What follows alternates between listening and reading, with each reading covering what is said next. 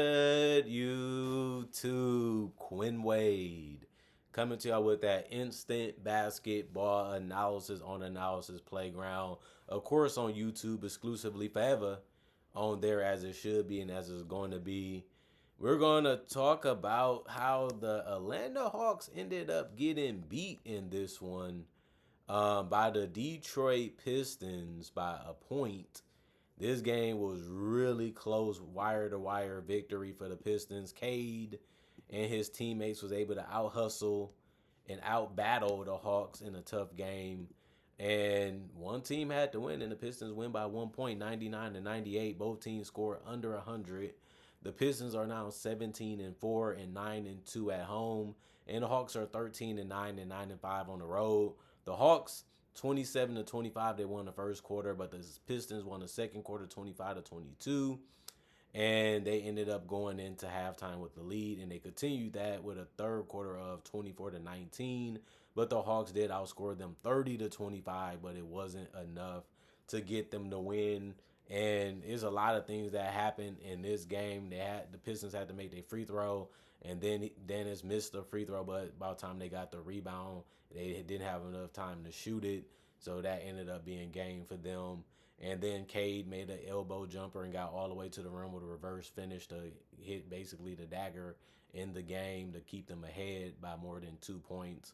Onyeka Okongwu, 36 minutes, he had 20 points. He was 9 of 18 from the field, but he went 2 of 9 from three. You rather him shoot threes than be in the paint or near the paint. So I think the Pistons are happy with that, even though he still shot efficient. He had 6 rebounds, 4 assists, 3 turnovers, 1 steal, and 3 blocks. So he really did man the paint defensively a little bit. And he is a quick, mobile guy for his position, and he is a guy that has a good NBA body. 3 offensive rebounds, 4 personal fouls, and a -3 and plus minus. And of course, you know Jalen Johnson was going to have a dominant game. That's just the player he is right now, including last year. 38 minutes, 29 points. He was 9 of 17 from the field. 4 of 8 from 3, all was wide open, and he had space on him, so there was good looks, and he's capable of making them. He also went 7 of 8 from the free throw line. You know he wants to attack the paint. You know he's going to come right at you, and it's either you're going to let him make the layup or a dunk, or you're going to bump him. If you do that, he can make free throws. He did also had a double-double because he had 13 rebounds. He also had 7 assists, but he got stripped a couple times and picked off a couple times, and he finished with 4 turnovers and 5 personal fouls, but he also did have 3 offensive rebounds, was a +6 and plus minus. Zachary Ricochet was the only guy not to get in double figures for the Atlanta Hawks in their starting lineup. He played 22 minutes. He had 4 points. He was 2 of 7 from the field, 0 of 3 from the three-point line. He had 1 rebound, 1 assist, 2 turnovers, and 3 steals and 3 personal fouls. He finished as a +8 and plus minus. These are the type of games he can have, but you still like the fact that he did some things that was useful defensively, and he held his positions, and he tried to provide floor spacing, and he did, but he just couldn't be a threat from 3 tonight because he missed all of them. But he also didn't get to the free throw line. That's something that you have to find a way to do if you can't make a shot from the perimeter or in the paint. Nickeil Alexander-Walker hit some big threes in this one. He actually hit one that put them back in the game to be able to win it, but they just couldn't. 35 minutes for him, 26 points. He went 10 of 19 from the field. He did take the most shots on the team. The difference was he didn't take any free throws, but he did go 6 of 10 from 3 and made the ones that mattered too. He also had 3 rebounds, 1 assist, 2 turnovers, 2 steals, and 1 personal foul. He finished as a +4 and plus minus. Dyson Daniels, 37 minutes, 10 points. He was 5 of 14 from the field, 0 of 2 from 3, 0 of 1 from the free throw line. I like when he's trying to score and looking for his shot. This was one of the games where he was actually doing that, but he only finished with 10 points because he didn't make a lot of his shots and missed all his threes in his free throw. But he had 5 rebounds, 5 assists with only 1 turnover. He also had 4 steals. He's starting to get back in the groove of that again, and you want to see that continue to happen as the season goes on. And he also had 1 offensive rebound, 2 personal fouls, and a +8 and plus minus. Mohamed Gay played 23 minutes, had 1 point, was 0 of 3 from the field, 1 of 2 from the free throw line. He had 1 rebound, 3 steals, and a block, and a -2 and plus minus. You just like his defense. He's been bringing it every game. His offense will come and go depending on the game. He hasn't been consistent with that, but his defense and effort has been something that you have to love.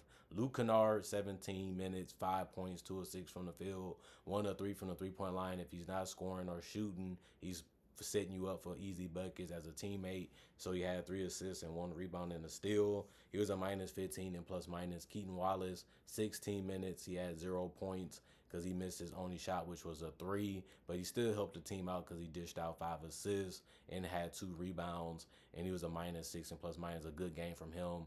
Didn't take a lot of shots because he found other guys having better shots than he had and gave the ball up at the right time that led directly to baskets. And like I said, he had no turnovers.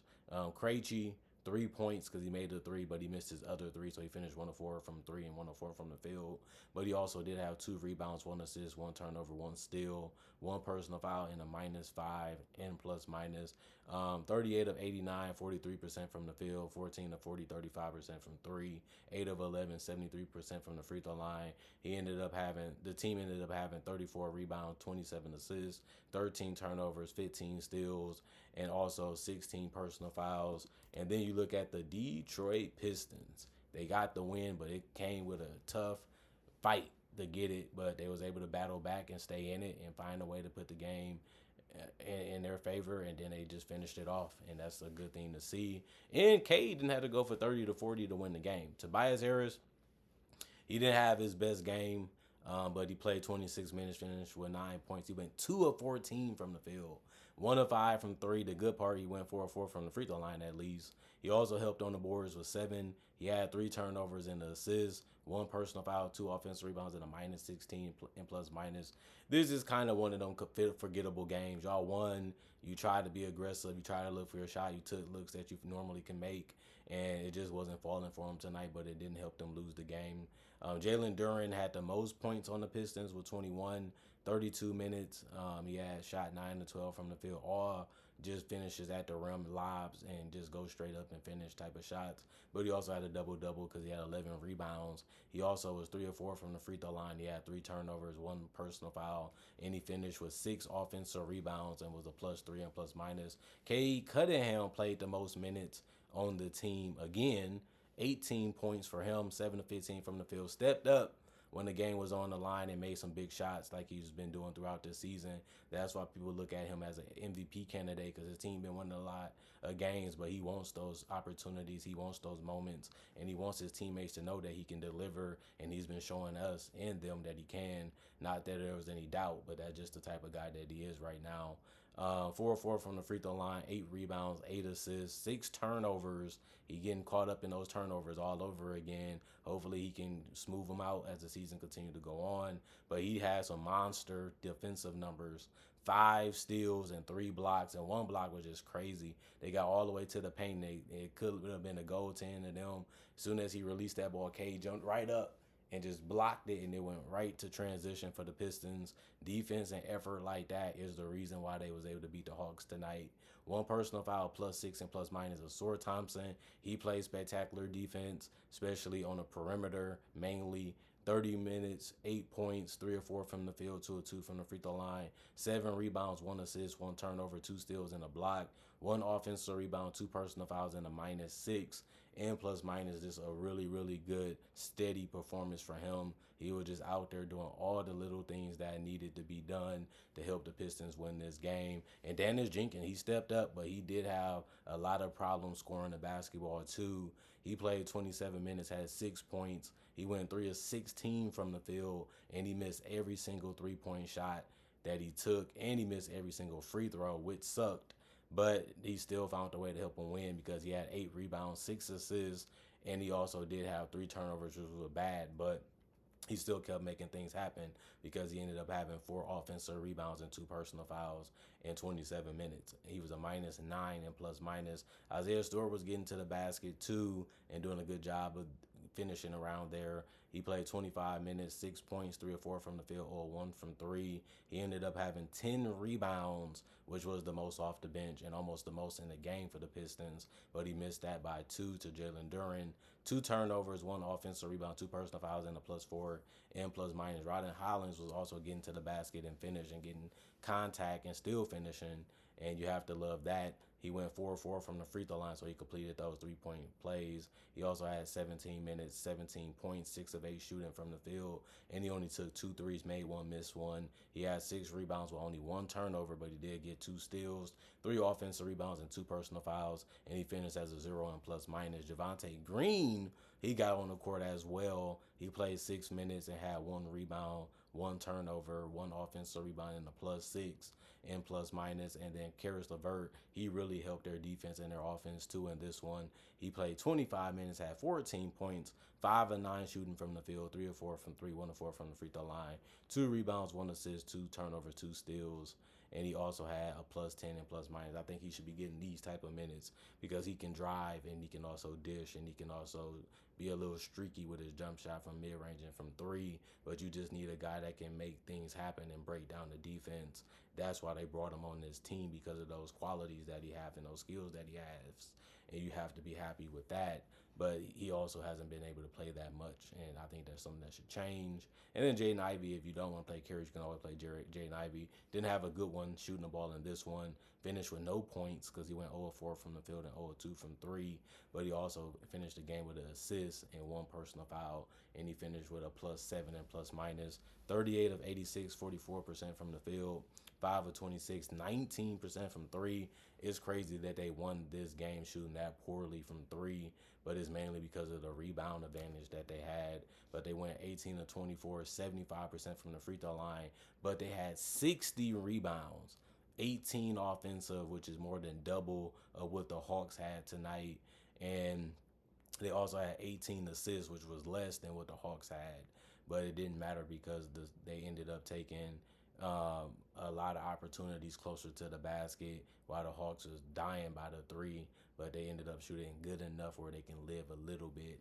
And they also, the Pistons just said, we don't need the 3 because we rather just shoot 13 more free throws than y'all and shoot a better percentage, which actually ended up happening. And then the Pistons didn't help themselves with 22 turnovers compared to the 13 that the Hawks had. And then they ended up only having 11 steals compared to the 15 that the Hawks had, and then 9 blocks, which is actually 5 more than what the Hawks had. So that ended up working out for them a little bit. And then they did have the 12 personal fouls, which was less than the Hawks. But this was a game that could have went either way. The Pistons have been the better team when it comes to winning games in record, and they matched up tonight, and the Pistons was able to figure out how to beat them. Wasn't the coolest game.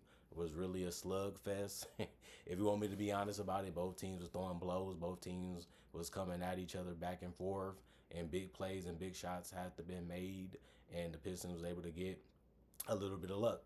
Dennis Jenkins missed 2 free throws. Time ran out, and it was just meant for them to win it. Just that's the best way I can say it, because it was just that close. That anything could have happened for any team. Both teams was getting steals. Both teams was making plays on both ends of the court that mattered. And then even the Hawks, they never quit or gave up. They kept taking tough ones and kept putting effort to be able to win it still. But the Pistons kept finding ways to get all on rebounds and those extra opportunities, and it actually helped them be able to stay ahead enough to be able to get the win. But other than that, comment, like, subscribe, share, the notification bell to get the analysis when it first come out. Also do conversation video just like this, and also other various topics about basketball, NBA content that you might like or might want to check out. Plus, I have the ability to tell y'all, which I should have said the right way in the first place. But I also do breakdowns of legends, current legends, rookies, and other future stars. I also do mock draft and draft coverage too. Not only that, I also have over 4,000 videos already on my channel that you can watch right now and enjoy. And it's all for free. And on top of that, I try to make videos every single day throughout the day to give y'all something to look forward to and something to check out and be entertained by when it comes to basketball and NBA content. Other than that, thanks for watching. Thanks for checking out the channel. Y'all stay blessed up. Y'all stay good. Thanks for appreciating the content. Thanks for continuing to come back. Thanks for making time for me. And thanks just for being fans and supporters and being loyal and being down for whatever I have been able to give y'all, whatever I've been able to try to do with this channel from day one to now. Other than that, love y'all. Need y'all. Glad y'all here. Glad y'all still checking out. Thank y'all for enjoying the content, and I'll just see y'all later today, hopefully with more analysis. But like I said, y'all stay blessed up too, and y'all stay good, and I just want the best for y'all like y'all want for me. Gone.